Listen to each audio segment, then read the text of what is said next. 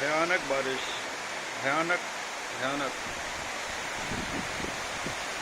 तेज हवा और बारिश।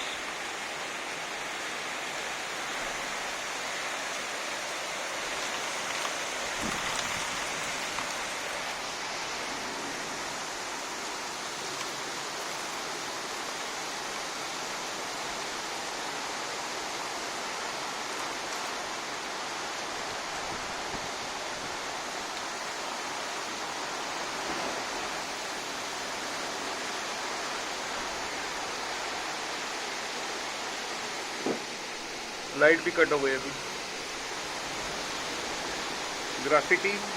ग्राफिटी में रहने जा रहे हैं अगले महीने, तो वहाँ लाइट रिस्टोर हो गया है, बट बाकी पूरे इलाके में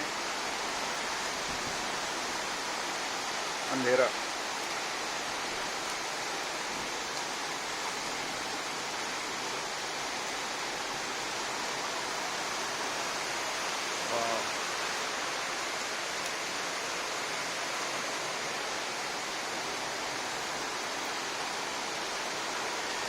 बहुत ही तेज़ बारिश, बहुत ही तेज़ बारिश।